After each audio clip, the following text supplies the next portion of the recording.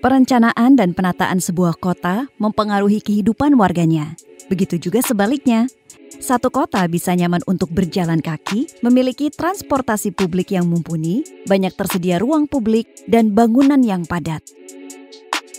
Sedangkan kota yang lain bisa terasa sumpek, terjadi kemacetan di banyak wilayah, dan harga hunian sangat mahal. Semua hal di atas tidak lepas dari perencanaan kota pemerintah setempat. Lalu, bagaimana dengan Jakarta? Berkembangnya sebuah kota dipengaruhi oleh faktor ekonomi, budaya, kondisi geografis, hingga politik. Bagaimana pemerintah merencanakan kotanya dan bagaimana kebijakan diambil berdasarkan faktor-faktor tersebut adalah hal yang paling menentukan. Ada dua orientasi pembangunan kota bila dilihat dari mobilitasnya. Car-oriented city yang berorientasi pada kendaraan pribadi dan people-oriented atau transit-oriented city, di mana pejalan kaki dan kendaraan umum menjadi fokus pembangunannya. Car-oriented city seperti Los Angeles, Kuala Lumpur, dan termasuk juga Jakarta dapat dilihat dari bentuk fisiknya. Ruas jalan yang besar dan berlapis, parkir di muka bangunan, fasilitas drop-off untuk pengendara mobil, flyover, dan underpass serta jalan tol. Kota-kota ini juga masih menerapkan desain bangunan dengan fungsi peruntukan tunggal. Area perumahan dan komersial yang terpisah membuat warga harus menempuh jarak yang jauh untuk beraktivitas dan akhirnya membutuhkan kendaraan. Kota menjadi tidak efektif, boros ruang dan energi, serta menyebabkan urban sprawl di pinggiran kota karena mahalnya hunian. Warga menghabiskan lebih banyak waktu di jalan, terancam stres, dan semakin berjarak dengan kotanya. Terbukti kota dengan orientasi kendaraan pribadi merugikan semua orang. Car-oriented city juga tidak mengutamakan kenyamanan berjalan kaki.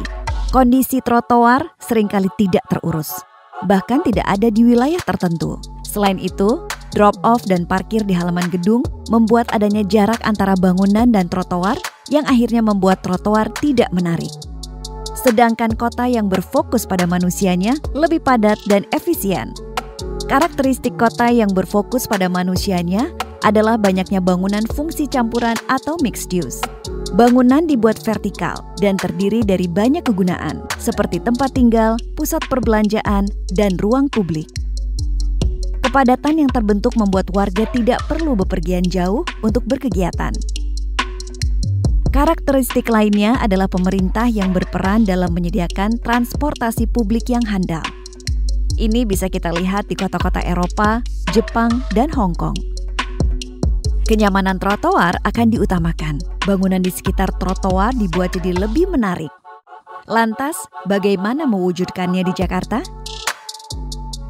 Di Jakarta, sudah ada beberapa kebijakan yang mulai mengutamakan transportasi umum. Untuk mempercepat prosesnya, warga bisa berpartisipasi dengan berbagai cara, seperti berkomunitas dan memberi tanggapan langsung yang konstruktif. Komunitas pengguna KRL pernah ikut memberi masukan yang akhirnya menjadi perubahan besar pada pelayanan kereta di Jakarta saat ini. Masukan diberikan melalui dialog-dialog dalam pertemuan bersama. Adanya interaksi tersebut membuktikan bahwa kolaborasi pemerintah dan masyarakat dapat memungkinkan terjadinya perubahan kota. Warga juga bisa memberikan tanggapan di media sosial, menandatangani petisi, bahkan sesederhana menyebarkan informasi kepada yang lain. Hal ini dapat meningkatkan kesadaran warga tentang pentingnya membangun dan mengelola kota bersama-sama dengan dipimpin pemerintah untuk mewujudkan kota yang lebih baik.